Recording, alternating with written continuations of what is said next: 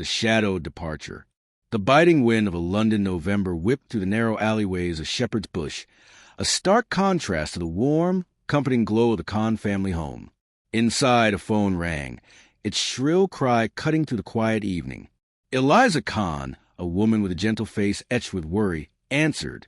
"Hello, Mrs. Khan? This is Dr. Alistair Finch, from St. George's Hospital.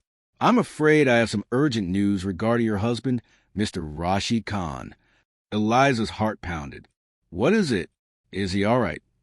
"There's been an accident, a severe one. Mr. Khan was involved in a head-on collision on the M25, near Junction 14. He sustained multiple injuries, and we're struggling to stabilize him. He's lost a considerable amount of blood. We urgently need a donor with a rare blood type, AB negative." Eliza's world tilted. "AB negative? But that's so rare." "Indeed, we've exhausted our resources. We're running out of time, Mrs. Khan. Every minute counts." Across the vast expanse of Europe, in the ancient city of Tashkent, Uzbekistan, Steve Khan, Rashid's son, lived a life far removed from the bustling streets of London. His days were spent managing a small, unassuming tech firm, his nights in the quiet solitude of his apartment. The phone call shattered that peace. "Steve, it's me, Eliza. Dad's had an accident." His mother's voice trembled. "It's bad, Steve. They need blood, and your type is the only match." Steve's mind raced. "I'll be there, Mum. I'll get the first flight out." He hastily packed a bag, his movements driven by a desperate urgency. He booked a ticket on Regent Skyways, a budget airline with a direct flight to London Heathrow, scheduled to depart in a few hours. The airline was known for its no-frills service and, more importantly, its affordability. The journey to Tashkent International Airport was a blur. Steve's simple, worn clothing, a faded denim jacket and well-worn trousers, reflected his unassuming lifestyle. He was a man of quiet dignity, his wealth and influence hidden beneath a facade of ordinariness. At the airport, the atmosphere was a chaotic symphony of hurried footsteps and echoing announcements. Steve navigated the throngs of travelers, his mind consumed by the image of his father lying in a hospital bed. He reached the Regent Skyways check-in counter, a small, unassuming booth amidst the grandeur of the airport. As he collected his boarding pass, his phone buzzed. It was a message from his cousin Martin, who worked at St. George's. "Steve, they're desperate. If you don't get here soon." The words hung in the air, unfinished, yet laden with dread. Steve's anxiety spiked. He rushed towards the departure gate, his heart pounding. He was so focused on reaching his gate that he didn't see the man until it was too late. He collided with a tall, imposing figure, sending papers scattering across the polished floor. "Watch where you're going, you clumsy oaf," the man snapped, his voice laced with disdain. He was impeccably dressed in a bespoke suit, his eyes cold and hard. "I'm so sorry, sir," Steve stammered, bending to retrieve the scattered documents. "I'm in a hurry. My father—" "I don't care about your pathetic excuses," the man interrupted, his voice dripping with arrogance. "Do you even know who I am?" Steve looked up, his gaze meeting the man's icy stare. "No, sir. I am Lord Claremont, the owner of Claremont Aviation and by extension Regent Skyways. And you, in your scruffy attire, have just ruined my important documents." Steve's blood ran cold. "Lord Claremont, please. I didn't mean to. My father is in critical condition. I need to get to London." "Critical condition? That's your problem, not mine." Lord Claremont's lips curled into a sneer. "And you won't be going anywhere." He snatched Steve's boarding pass and tore it in half, the sound echoing through the terminal. "You think you can just bump into me and walk away? I'll teach you a lesson." He signaled to two burly men in dark suits, who appeared from behind him. "Make sure this peasant doesn't board any flight today. If he tries, call security." "But sir, please," Steve pleaded, his voice laced with desperation. "My father's life depends on it." Lord Claremont turned his back, his laughter echoing through the terminal. "Your father's life is of no concern to me. Now get him out of my sight." The guard seized Steve's arms, their grip like iron. They dragged him away, ignoring his protests.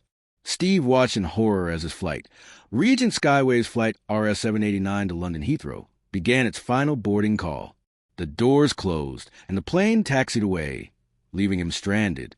He managed to break free from the guard's grasp, but it was too late. The plane was gone. He sank into a nearby seat, his head in his hands. He felt a cold dread creeping through him, a sense of utter helplessness. His phone rang again. It was Martin. "Steve, they found a donor. It's a match, but they're still in surgery. It's touch and go." Relief washed over Steve, but it was quickly replaced by a burning rage. He wouldn't let Lord Claremont get away with this. He would make him pay for his arrogance, for his cruelty. He pulled out his phone and made a call. "Edward, I need you to do something for me. Immediately.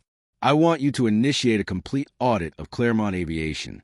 Every single flight, every single transaction, every single contract. I want to know everything." "Sir, are you sure?" a voice on the other end asked. "This could have serious repercussions." "Just do it, Edward, and make sure it's thorough. I want Lord Claremont to regret the day he crossed me." Steve stood up, his eyes filled with a cold determination. He wouldn't let this injustice stand. He would use every resource at his disposal to bring Lord Claremont to his knees. The game had changed, and Steve Kahn was no longer playing by anyone else's rules.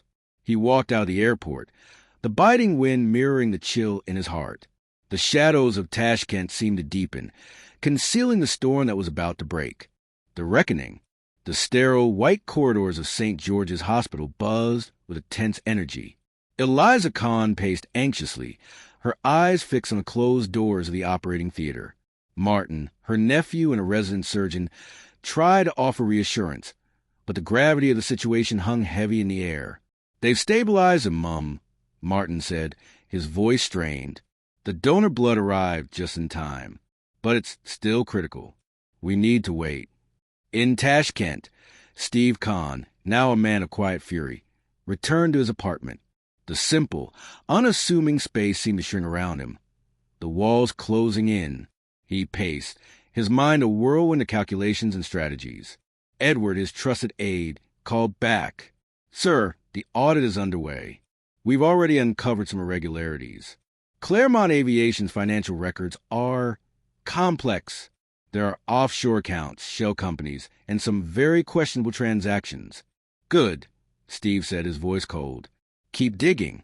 I want every detail. And Edward, contact our legal team. I want them to prepare a comprehensive report outlining every potential violation of aviation regulations and financial laws." "Understood, sir." Steve's mind raced. He knew that Lord Claremont's arrogance stemmed from a deep-seated belief in his own invulnerability. He had amassed wealth and power, believing himself untouchable. But Steve Kahn was about to shatter that illusion. He contacted his network of global contacts, calling in favors, activating dormant connections. He was a man of immense resources, a hidden titan whose influence spanned continents. He was about to unleash that power, and Lord Claremont would feel the full force of it. Days turned into a tense, agonizing wait. Rashid Khan remained in a critical but stable condition. The audit of Claremont Aviation intensified, uncovering a web of corruption and deceit.